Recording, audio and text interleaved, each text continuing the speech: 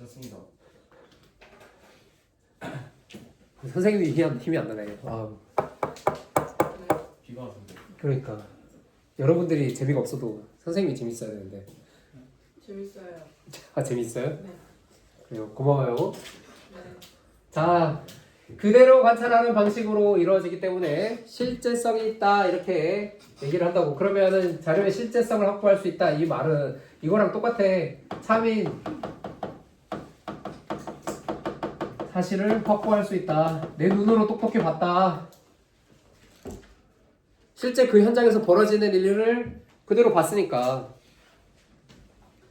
그래서 우리가 그런 리얼리티 연애 프로그램을 봤을 때 그게 거짓이라고 생각하면서 보기에는 쉽지 않다고. 아무리 연기자들이 연기한다고 생각을 하더라도 CCTV로 보듯이 보니까 그 사람들의 일거수일투족, 행동 하나하나, 표정 이런 것까지 다 참이라고 생각하고 다 궁예짓을 많이 하죠. 그 궁예짓을 하면 이제 편견이나 주관적 가치가 자료 해석 과정에 개입해서 또 자료 수집을 망칠 우려가 있긴 하지만 참인 사실을 확보하기에 참여 관찰법만큼 실제성을 담보하고 있는 건 없다.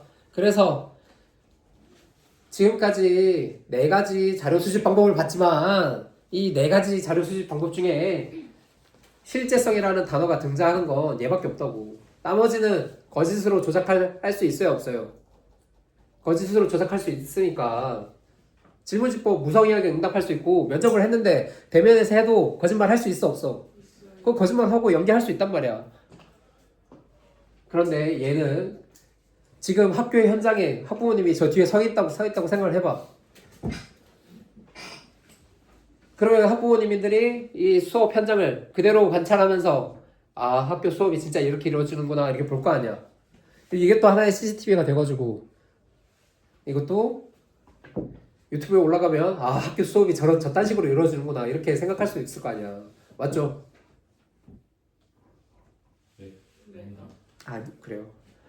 자, 그래서 비교적 신층적인 연구를 위해서는 비교적 장기간에 걸쳐 수행되는 경우가 많아서 시간과 비용이 많이 소모된다 이렇게 하고 있는데, 내가 원하는 건 연구자가 원하는 건 학교에서 학생들의 수업 모습 그냥 그걸 그대로 보고 싶은 게 아니라 수업 중에 발생하는 학교 폭력 상황 이런 것들을 보고 싶어. 그럼 학교 폭력 상황이 자주 빈번하게 발생해요? 아니면 어쩌다 발생해요?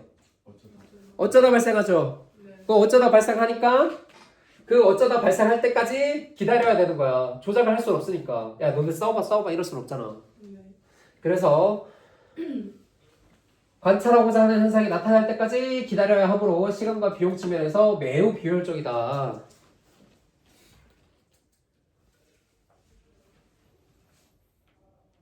그만큼 근데 심층적으로 자연스럽게 발생하는 거라서 심층적으로 이해하는 데는 유리하기도 하겠죠. 그리고 여기 또 특징 하나가 또 있어요. 참여관찰법이 제일 좋은 게 의사소통이 안 돼도 자료를 수집할 수 있다. 그럼 영유아 이런 애들도 자료 수집할 수 있어요, 없어요? 금쪽이 같은 프로그램들 보면은 있어요. 말로 해서는 잘 안 되면 그냥 이렇게 행동만 보고 정황만 보고 이렇게 수집하는 경우가 많잖아요. 네. 외국인, 이민족, 문맹자 이런 의사소통이 곤란한 사람들에게 적용할 수 있다. 알겠죠? 네. 네. 자, 그리고 마지막 단점. 연구 의도를 알게 될 경우에는 정확한 자료 수집이 어려울 수 있다. 여기 막 CCTV가 설치되어 있다고 생각해봐요. 그럼 여러분들 똑같이 자겠어요, 지금? 뭐 선생님 여기에서 갑자기 화면을 전환해가지고 여러분들 이렇게 쫙 이렇게 관찰하면 관찰당한다는 사실을 알면서 되게 기분 나빠할 수 있겠죠. 네. 그러면서 하는 행동을 똑같이 하지 않을 거 아니야. 연구자랑 어떻게 보면 일상생활을 같이 참여해서 연구 대상자와 같이 생활하는 것이기 때문에 여기 연구자 A가 들어와서 지금 관찰하고 있다고 생각을 해보라고. 그럼 관찰당하는 사실을 알게 될 경우 우리의 행동이 똑바로 거짓되지 않게 할 자신이 없다. 뭐 이런 얘기라고 얘기를 할 수가 있을 것 같아요. 네. 아, 그래. 자, 그래서 참여 관찰법과 자료의 실제성 그만큼 그대로의 생생한 정보, 참인 사실인 정보 이런 것들 다시 한번 체크하고 자료 수집 방법 중에서 실제성이라고 하는 거는 참여 관찰법만 있다. 이렇게 다시 한번 확인을 했어요. 자, 문헌연구법으로 가죠. 이거는 한번 읽어보면 될 것 같아요. 얘가 아까 여기에서 의도를 알게 될 경우 정확한 자료 수집 어렵다 이런 거. 의도를 알게 될 경우 다른 독특한 행동을 할 우려가 있다. 연구 수업 같은 경우를 진행한다고 하면 선생님도 연구 수업을 진행하면은 막 다른 식으로 수업을 하잖아. 막 여러분들 이때까지 아는가요? 여러분들도 거기에 맞춰서 짜맞춘 연극 플레이를 하고 이런 식으로 다른 행동을 할 우려가 있다. 자, 마지막 문헌연구법이 있어요. 문헌연구법. 이미 존재하는 자료를 활용해서 필요한 정보를 수집하는 방법이야. 그러면 이거 내가 수집한 거야? 남들이 수집해 놓은 거야? 남들이 수집해 놓은 남들이 수집해 놓은 거죠. 그래서 내가 직접 수집하면 1차 자료로 하고 내가 직접 수집해 놓으면 1차 자료로 하고 다른 연구에서 남들이 수집해 놓은 기존 자료를 활용할 땐 2차 자료라고 해요.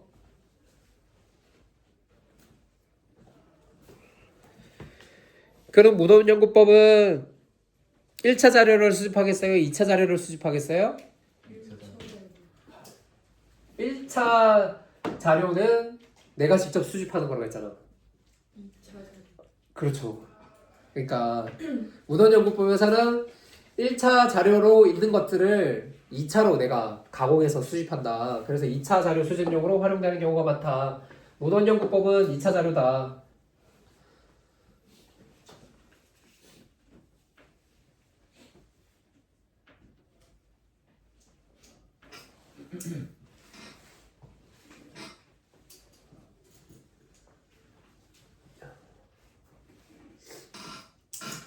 문헌연구법은 1차 자료를 수집한다. 2차 자료를 수집한다. 2차 자료를 수집한다.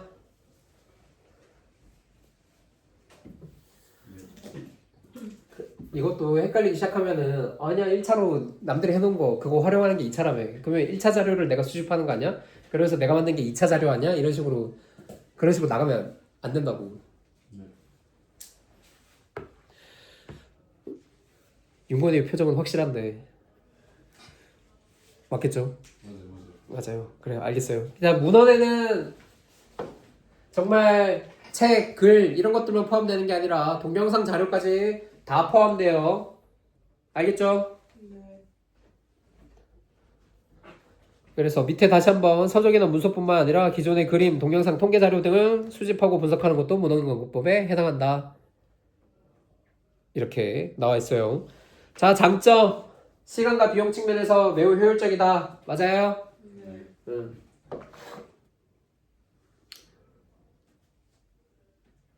시 공간을 초월할 수 있어요, 없어요? 있어요. 네, 얘는 시 공간도 초월할 수 있다. 그래서 시간과 장소의 제약으로부터 비교적 자유롭다.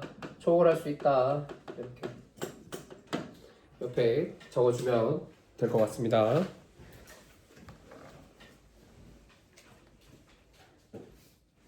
기존의 연구 동향이나 성과 파악을 통한 참고 자료 수집에 적합하다 라고 얘기를 하는데, 그래서 이 문헌연구법은 지금 자료 수집 방법으로 있잖아. 그러면 자료 수집 방법으로 있다는 건 연구 주제 설정하고 그 다음에 자료 수집하고 자료 해석하고 결론 도출하고 이런 와중에 여기 자료 수집 방법이 있으니까 여기에 문헌연구법이 활용되는 거라고 할 수 있다고. 근데 선행 연구를 기존의 연구를 내가 연구 주제를 선정하기 전에 이미 무슨 연구가 진행되었는지 파악하려면 문헌연구법 해야 되겠어요? 안 해야 되겠어요? 해야 돼요. 해야 돼요. 그래서 자료 수집 단계 이전에 연구 주제 선정 단계에서부터 문헌연구법은 활용되는 경우가 많다. 네. 그래요. 자, 문헌의 정확성과 신뢰성을 확보하기 곤란한 경우 내 연구의 질이 떨어지겠죠. 내가 자료를 수집했던 문헌이 나무위키를 참고하고 있어. 그러면 내 논문도 나무위키급밖에 연구밖에 안 되겠죠. 네. 지금 윤건이 한 명 빼고 다 자는 것 같은 그런 느낌이야. 오, 윤건이도. 자, 얘들아. 네. 문제 풀까 그냥? 네. 문제? 문헌의 정확성과 신뢰성 확보하기 곤란한 경우가 많으면 안 된다. 그리고 문헌 해석 시 내 연구자 주관이 들어가서 연구자가 자기 마음에 드는 문헌만 골라서 자기 마음에 드는 결론 내버리면 안 되겠죠. 네. 그래서 주관적 가치가 개입할 우려가 매우 크다는 단점이 있어요. 네.